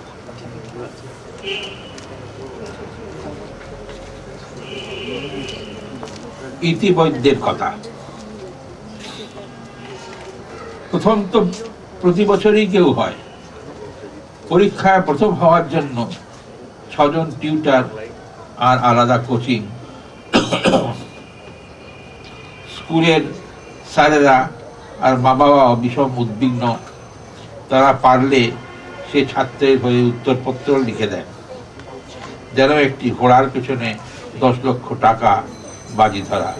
এই খেলার সঙ্গে আমরা পরিচিত।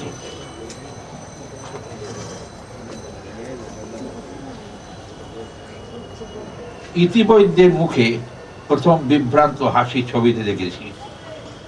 দুটি স্থির নমনীয় চোখ, পাতা চুল দেখে আমি বুঝেছি যে ও আলাদা। সুস্মিতা সেনের পদবি নেয়ার জন্য ও আসেনি।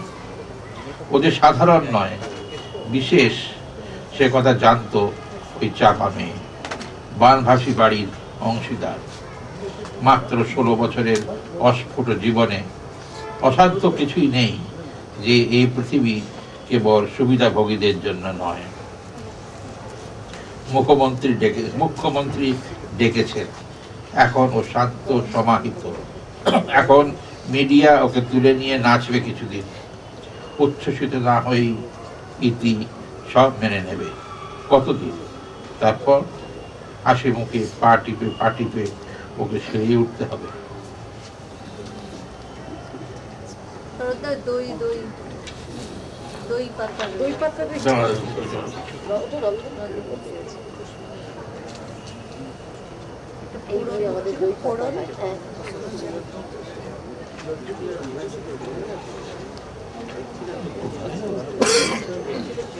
অবশ্যই বাবারে এই অফবারে দুদিনে আমি কি করে 5টা আলাদা আলাদা এটা কোথায় 5টা আলাদা করতে পারবো?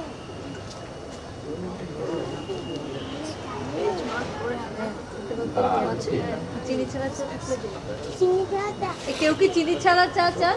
চিনি ছাড়া চা এসেছে। রান্না শিল্প এখানে আমাদের এইখানে এই বইতে এই রান্না শিল্প এই হেডিং এ 4টে কবিতা আছে, আমি 2টো পড়ছি। এমনি প্রসঙ্গত বলে রাখি যে আমি লেখালেখি ছাড়াও কিছু কিছু রান্না বাড়ি করি, দরকার হলে পর বাড়িতে একটু রান্না করি। অর্থাৎ এই মায়ের কাছ থেকে, মায়ের পেছনে বসে বসে আমি কিছু কিছু রান্না মায়ের দেখতাম।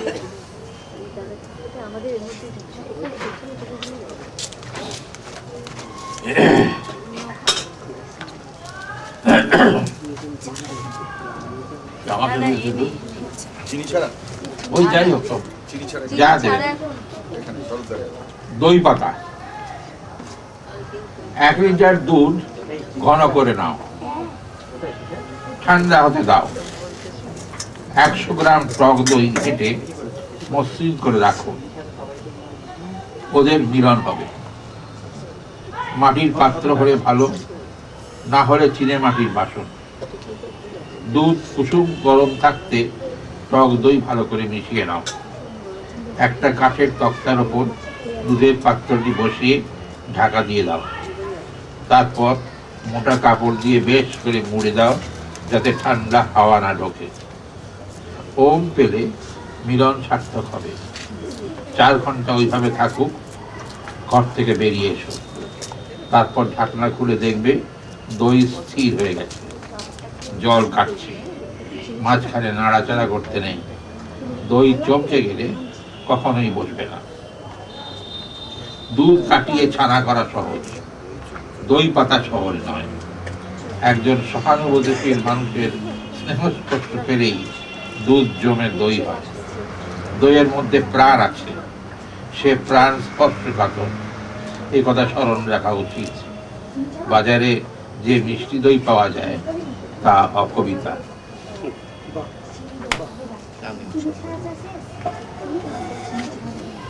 মোহনভোগ 100 গ্রাম সুজি, 100 গ্রাম চিনি, 20 দানা কিশমিশ আর একটা ছোট এলাচ, 2 গলা ঘি বা তার বিকল্প তেল কড়ায় ঢালো। কড়কড়ে গরম হতে দাও। ছোট এলাচটা সাঁড়াশি দিয়ে টিপে ছেড়ে দাও। একটু পরে সুজি ঢালো, নাড়তে থাকো। দেখবে সাদা সুজি আস্তে আস্তে লাল হয়ে উঠছে। ঠিক সময়ে জল মেশাও, ততটাই যাতে সুজিটা ডোবে কিন্তু তলিয়ে না যায়। চিনি ঢালো, কিশমিশগুলো ছেড়ে দাও, নাড়তে থাকো। প্রথমে ছোট ছোট বুড়বুড়ি কাটবে, পরে রান্না হতে হতে ভটভট শব্দ হবে। এক সময় জল মরে গিয়ে তেল ছাড়বে, সুগন্ধ বেরোবে। গ্যাস নিভিয়ে দাও। পাত্রে ঢালার আগে ছোট এলাচটা ফেলে দিতে পারো, ওর কাজ হয়ে গেছে। এই হলো মোহনভোগ। রাখাল বালকের জন্যে মা যশোদা রান্না করতেন। তিনি অবশ্য জলের বদলে দুধ দিতেন, তার দরকার নেই। মনটা সৃজনশীল হলেই হলো। কোনটি নাড়া আর সাঁড়াশি ধরার মধ্যে মন কাজ করে, যেভাবে কবিতা লেখা হয়। না হলে ওই একই জিনিস হয়ে যাবে যাকে বলে হালুয়া।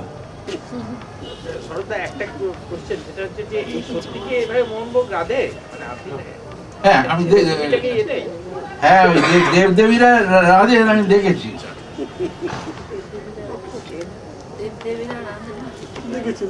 এই নিয়মে রাঁধলে কি হবে জিনিসটা? আমি সেটাই বলতে চাইছি। না,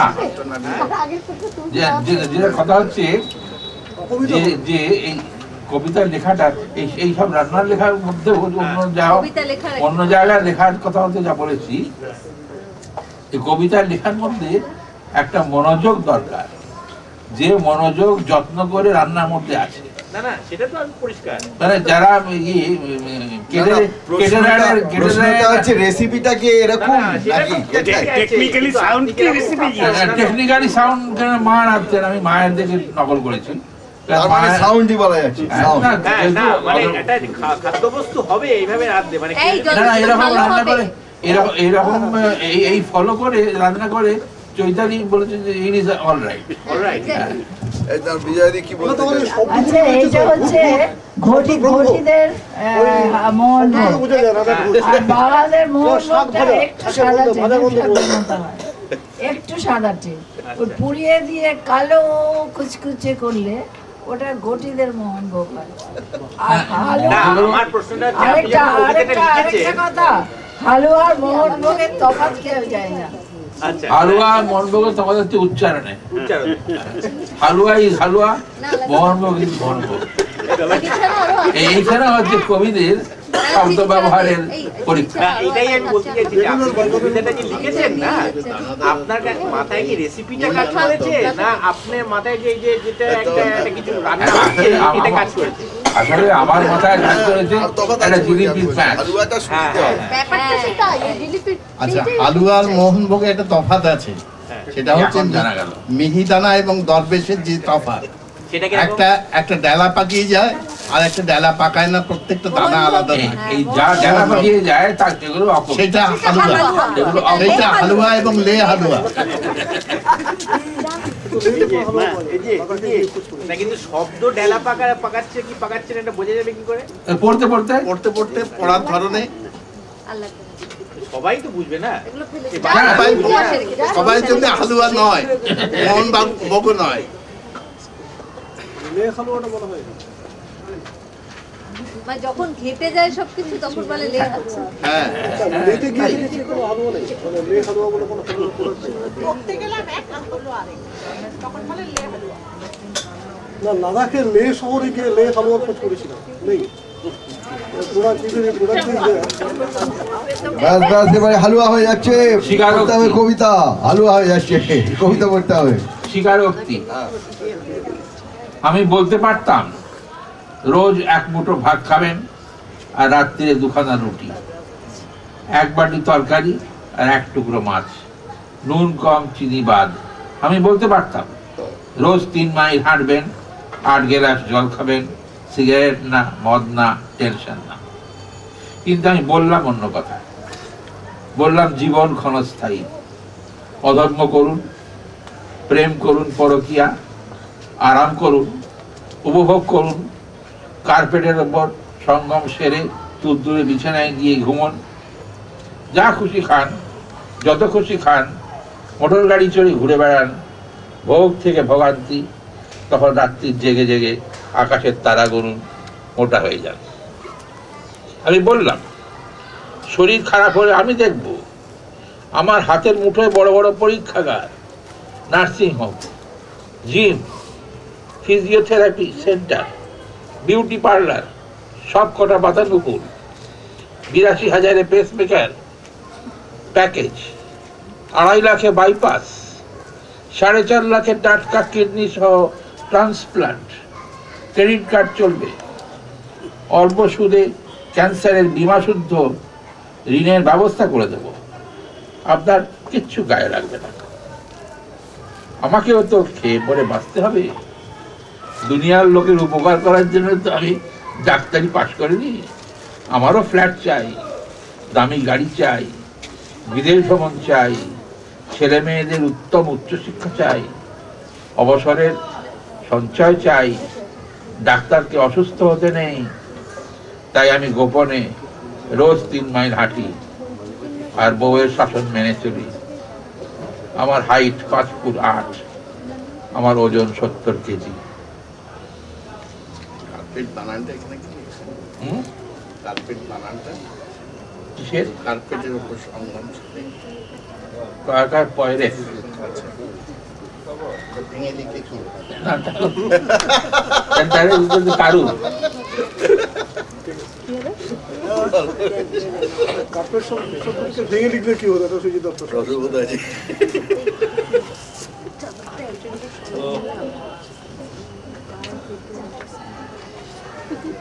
তাহলে এত নিষ্ঠুর জানতাম। এখনকার ডাক্তার দেখে বুঝতে পারছো না? ক্রেডিট কার্ডটা অসাধারণ। এইটা চলে চমকাবার কিছু নেই। ভাবছিলাম বিজ্ঞানের বাইরেও আইনস্টাইনের অপেক্ষাবাদ যে এত জনপ্রিয় হলো, তার কারণ 20 শতকের প্রথমেই মানুষের বিশ্বাস চলে গিয়েছিল। তারা উপলব্ধি করেছিল যে পরম সত্য বলে কিছু নেই। এই কথা ছন্দে বেঁধে বলার নয়। এই সেদিন তার স্ত্রী মিলেভাকে লেখা ব্যক্তিগত চিঠি 1914 আর তার মূল তত্ত্বের পাণ্ডুলিপি 1916 একসঙ্গে নিলাম হলো নিউ ইয়র্কে। বিজ্ঞানী লিখেছেন, আমার সঙ্গে থাকতে হলে কতকগুলো নিয়ম তোমায় মানতে হবে। স্ত্রীকে বলছেন, এখন থেকে আমার জামা কাপড় যেন গুছিয়ে রাখা থাকে, দিনে 3 বার আমার ঘরে যেন খাবার পাঠিয়ে দেওয়া হয়, আমার শোয়ার ঘর আর পড়ার ঘর যেন ছিমছাম থাকে সবসময়, আর আমার টেবিল যেন ঘাঁটাঘাঁটি করা না হয়। বিজ্ঞানী স্ত্রীকে বলছেন, সদরে আমরা যুগল থাকবো, কিন্তু অন্দরে কোনো সম্পর্ক থাকবে না। কোনোদিন আমাকে কাছে আসতে ডাকবে না, তুমি জোর বেঁধে ভ্রমণে যাওয়ার আবদার করবে না। এই প্রস্তাব যদি পছন্দ না হয় তোমার, তবে আমাদের ছাড়াছাড়ি হয়ে যাওয়াই ভালো। এর 7 বছর পর নোবেল পুরস্কারের সব টাকা তিনি মিলেবাকে ক্ষতিপূরণ দিয়েছিলেন। ভাবতে অবাক লাগে, 17 বছর বয়সে সহপাঠী এই নারীকে পাগলের মতো ভালোবেসেছিলেন তিনি। ছেড়ে চলে গিয়ে এই নারী ক্ষতিপূরণের বিনিময়ে তাকে একা থাকার সুযোগ করে দিল। আমি ভাবি, তাহলে অভ্যস্ত প্রেম একদিন তুচ্ছ হয়ে যায়। তাই আইনস্টাইনের মতো মানবতাবাদী মহাপুরুষ কেন খুঁজে দেখলে প্রায় সব মহাপুরুষই নারী বিশেষের প্রতি সুবিচার না করেও অমর হয়ে গেছেন। এতে চমকাবার কিছু নেই। আমরা জেনে গেছি সব সম্পর্কই আপেক্ষিক, এ কথা ছন্দে বেঁধে বলার নয়। মা আপেক্ষিক, বন্ধু আপেক্ষিক, পুত্রকন্যা আপেক্ষিক। আজ 21 শতকে বাস করে দেখছি মানুষের জীবনও পোকার জীবন। তা থেকে চিরকালীন বা চিরকালীনতার বিভ্রম মুছে গিয়েছে অপেক্ষবাদের বিভীষিকা।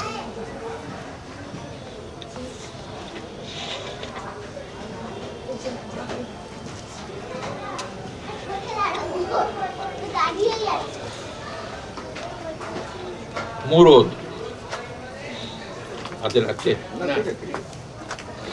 মুরদ, মুরদ একটা আরবি শব্দ। আরব দেশ থেকে 5000 মাইল ভ্রমণ করে চলতি বাংলা শব্দ ভান্ডারে ঢুকেছে। এর ব্যবহার ধারালো ছুরির মতো, নিঃশব্দে অবলীলায় শরীরের ভিতর ঢুকে যায়, রক্ত পড়ে না। ওর বউ বলেছিল, একটা কালার টিভি কেনার মুরদ নেই, মুখে বড় বড় কথা।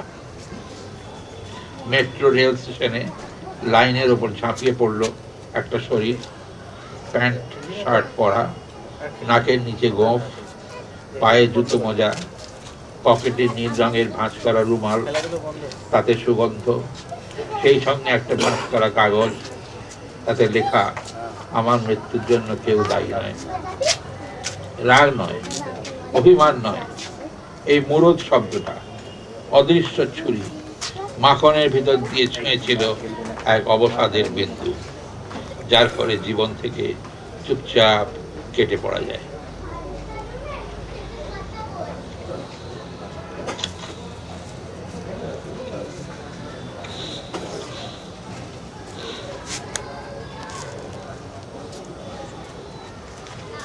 স্লাইড কবিতাটা পড়বেন একবার?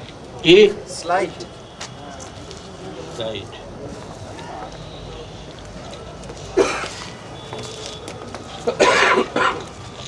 কোথায় খুঁজে পাবো?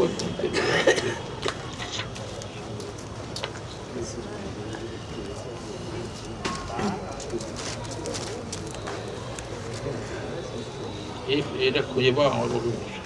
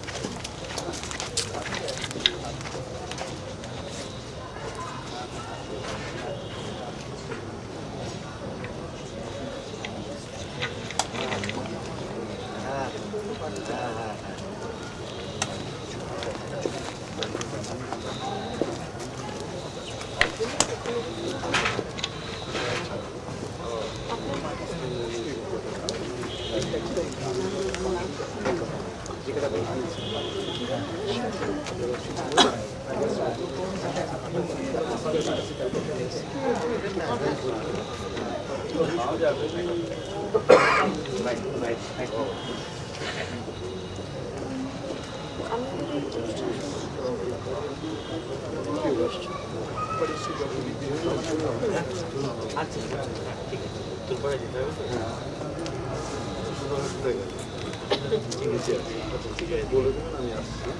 ঠিক আছে, কথা বলবো।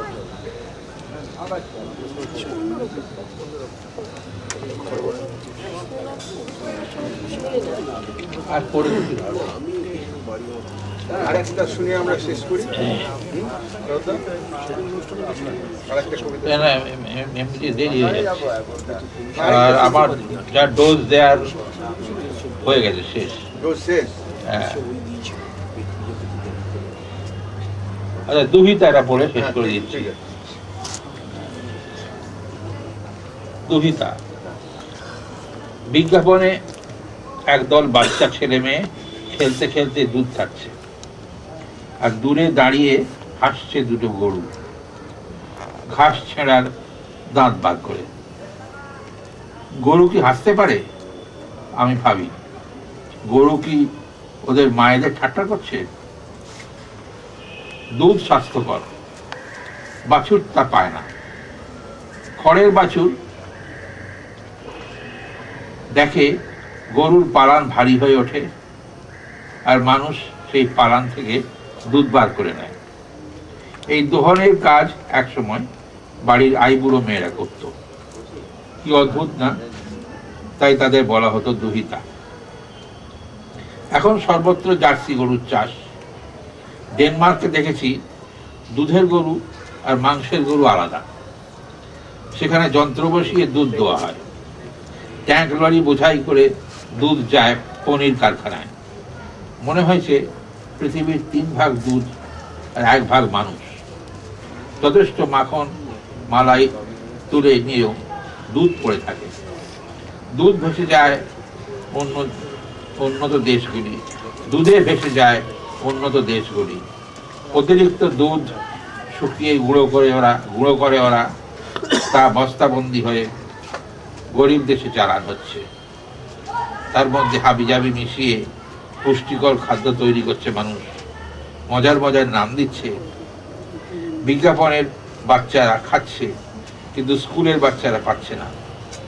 দুধ পুরোবার নয়, তাই এত উপভোগ, এত বঞ্চনা। তাই পক্ষপাত দুষ্ট পৃথিবীর ওজন কমছে না একটু, গরুরা হাসছে।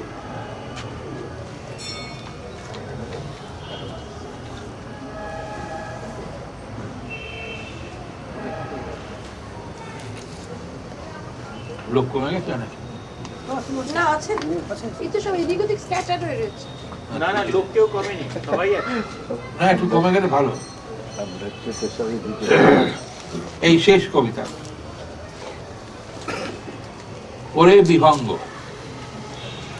আমার ঠাকুরদার বাবা এই সেদিন মারা গেলেন 94 বছর বয়সে। প্রথম জীবনে খুব অ্যাক্টিভ ছিলেন, মোটাসোটা, টেনিস খেলতেন। শেষের দিকে আমি যখন দেখেছি বিছানায় শোয়া, শুকনো শরীর, নড়তে চড়তে কষ্ট, পরনের কাপড়টাও ঠিকঠাক সামনে রাখতে পারতেন না। রাত্রিরে ঘুমের মধ্যে হয়ে যেত। পিসিমা চাদর বদলাতে এসে লজ্জা পেয়ে বলতেন, আমি ইচ্ছে করে করিনি, কখন হয়ে গেছে। দুপাটি দাঁত ছিল বাঁধানো। উনি পড়তেন না, খোকলা মুখ দিয়ে হাসতেন, মাছ ভাত খেতেন, রবীন্দ্রনাথ আওড়াতেন। ওরে বিহঙ্গ মোর, এখনই অন্ধ, বন্ধ করো না পাখা। আমি লুকিয়ে লুকিয়ে দোতলায় উঠে তাকে দেখতে যেতাম।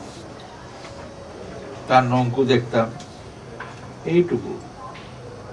তবু ভেবেছি, এইখান থেকেই তো আমার ঠাকুরদাদারা 3 ভাই, বাবারা 9 ভাই 1 বোন, আর আমরা 27 জন। আমাদের জন্ম, আমাদের সকলের জন্ম, পৃথিবীতে আসা। উনি একটা গাছ, আমরা তার ছোট ছোট ফল। আমরা এতক্ষণ কবিতা শুনলাম আমাদের শ্রদ্ধেয় কবি শরৎ কুমার মুখোপাধ্যায়ের। আপনারা এতক্ষণ যারা রয়েছেন তাদের সকলকে ধন্যবাদ দেব। তার আগে আমি বলবো অঞ্জনকে, অঞ্জন আমার প্রিয় কবিদের তালিকায় পড়ে, ওর তাৎক্ষণিক অভিব্যক্তি জানাতে। অধ্যাপক সুজিত ঘোষ আমাকে বারবার করে, একবারের বেশি আমাকে বলেছেন যে আমি প্রস্তুত ছিলাম না। আমাদের এখানে কবিরা বাদে আর কাউকে কোনো প্রস্তুতি দেওয়া হয় না। এটা কি ঘটছে, এটা আমাদের একটা এক্সপেরিমেন্টের ব্যাপার। কবিদেরই খালি আমরা প্রস্তুতি দিই যে আপনারা এটা পড়বেন, কাজে এটা এরকমই হবে, আবার এলে এরকমই ঘটনা ঘটবে। অঞ্জনকে আমি বলবো, অঞ্জন কিছু বলতে এসো তুমি। এই লাইটটা দরকার নেই, কারণ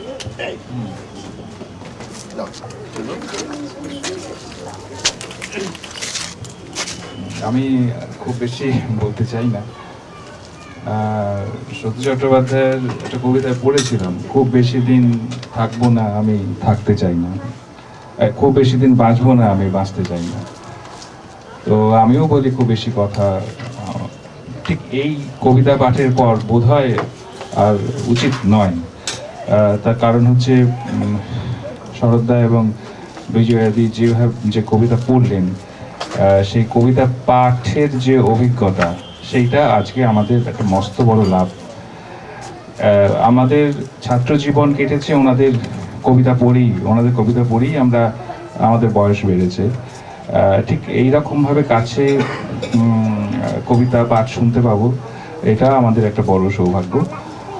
অরুণ মিত্র একটা কথা বলতেন যে কবিতা, একজন কবি যখন কবিতা পাঠ করেন তখন সেই পাঠের মধ্যেই কবিতাটার ভাষ্য হয়ে যায়, ফলে আলাদা করে আর ভাষ্য বলার কিছু থাকে না। আর আমাদের দিদির কবিতায় একটা কথা শুনলাম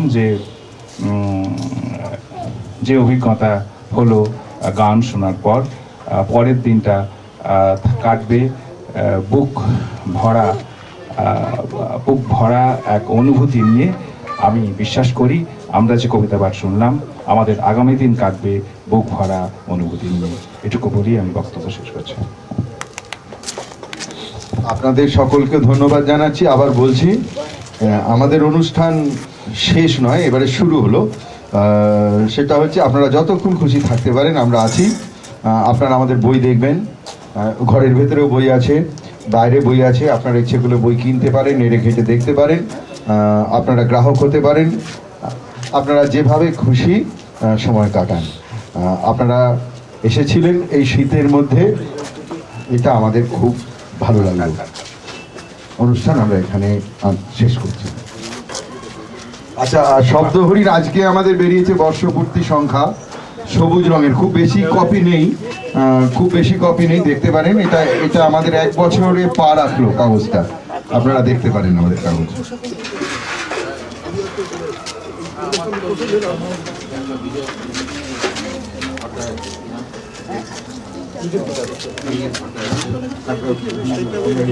আচ্ছা, যদি কেউ এখানে নতুন এসে থাকেন, কবিতার বই এনেছেন, আমাদেরকে দিলে আমরা বই কিনে নিতে পারি।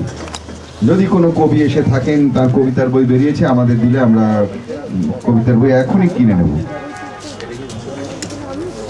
এই চৈতালিদি 5টি বই দিয়েছে, তোমার 5টা বই দিয়েছো, সত্যি বলুন।